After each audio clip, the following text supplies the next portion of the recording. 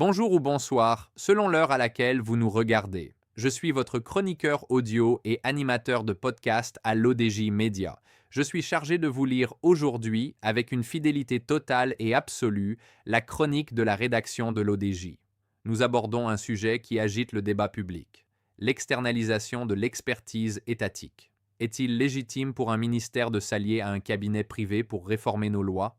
Analyse d'une démarche que l'auteur qualifie, non sans audace, de halal. Madame Naïma Ben Yahya, ministre de la Solidarité, de l'Insertion sociale et de la Famille, ne menace en rien la souveraineté normative du Maroc en associant un cabinet privé à la réforme de la loi numéro 103/13 relative à la lutte contre les violences faites aux femmes. Dire que faire appel à un cabinet d'expertise est halal n'est ni une provocation ni un slogan managérial creux. C'est une réalité contemporaine de l'action publique, y compris dans les domaines les plus sensibles. À condition toutefois de bien comprendre ce que recouvre cette externalisation et ce qu'elle ne doit jamais devenir, un abandon de responsabilité. La révision de la loi numéro 103/13 s'inscrit dans un contexte juridique, social et institutionnel d'une grande complexité.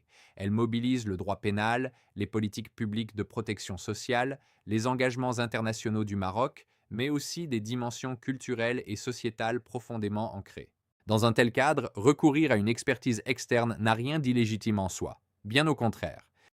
L'auteur ajoute que l'expertise privée n'est pas, par nature, un corps étranger à l'État.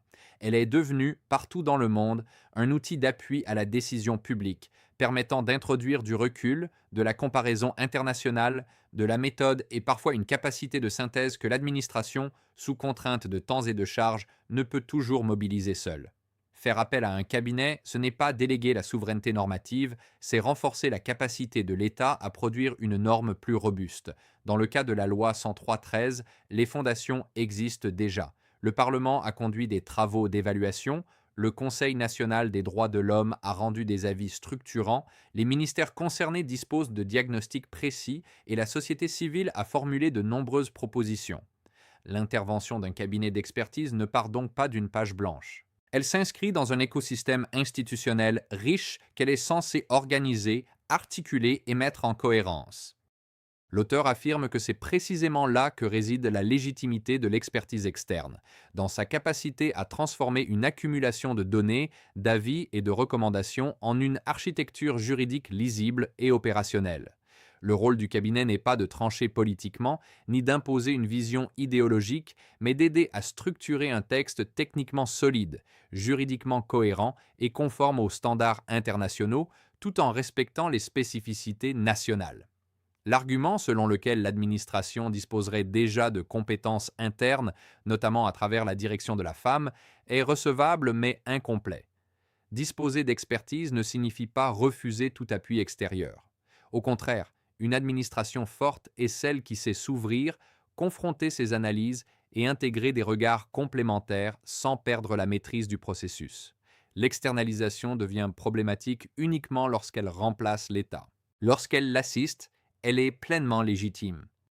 L'auteur pense que sur le plan institutionnel, la souveraineté normative reste intacte.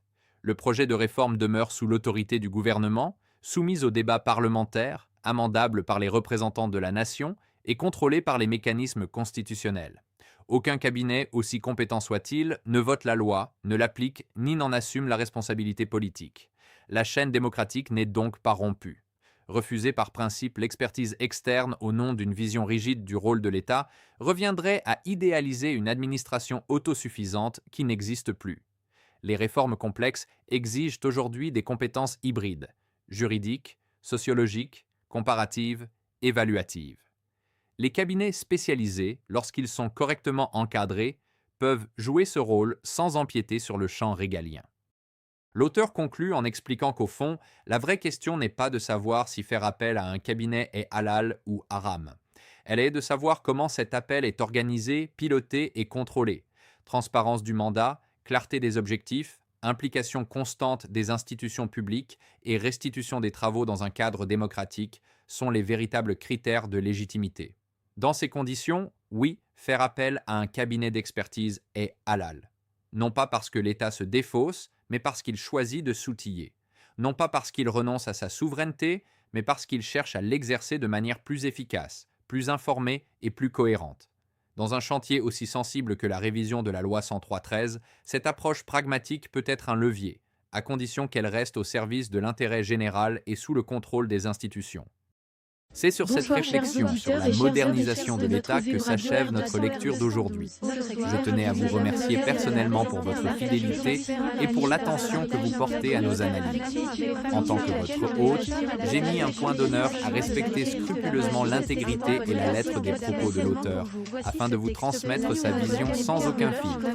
Restez à l'affût, car nous nous retrouverons très prochainement pour une nouvelle chronique où nous continuerons d'explorer ensemble les complexités de notre monde en mutation.